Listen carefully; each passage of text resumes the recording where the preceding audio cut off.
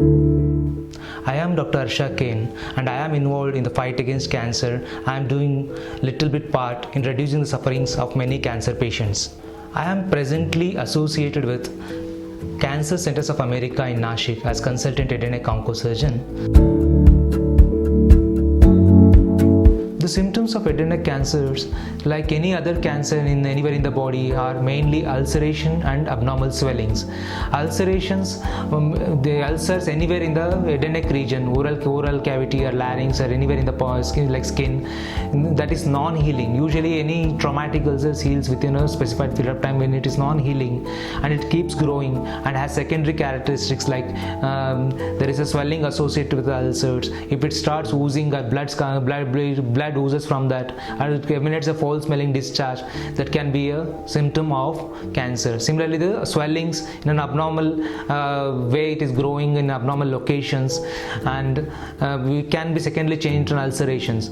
Most of these ulcerations and swellings are initially painless. They start as a painless disease. That's why it keeps growing, and the patients tend to come very late to the concerned doctors. Apart from this ulceration and swellings, loss of function or alteration of function is an important symptom. Like the swallowing, there is changes in swallowing, there is changes in difficulty in speaking, or there is change in voice, or there is any difficulty in breathing, or some function, something related to the function, like movement of your jaws. Patient doesn't open his mouth, he cannot easily open his mouth. These are the loss of alteration of function, can be a symptom of oral cancer, head and neck cancers.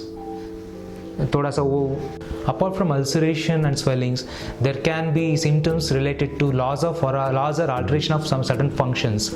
So any change in anything that is disturbing the swallowing process, there is any change in speech, there is any change in voice, or there is any problem with breathing, there can be dyspnea, and sometimes it may cause difficulty in mouth opening.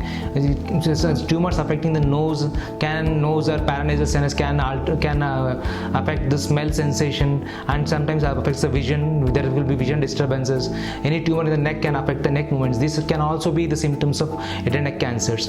Apart from this, when the tumor is very widespread, that is at a later stage, at an advanced stage, patient can have generalized symptoms like fatigue, myalgia, weakness, even loss of consciousness. So, as I said, pain may not be the initial symptom, but pain can develop in certain malignancies, especially at an advanced stage when neural structures are involved. So, pain can be localized, like toothache, or sometimes pain in the localized region, or referred earache, or can be diffuse pains like myalgia or headache.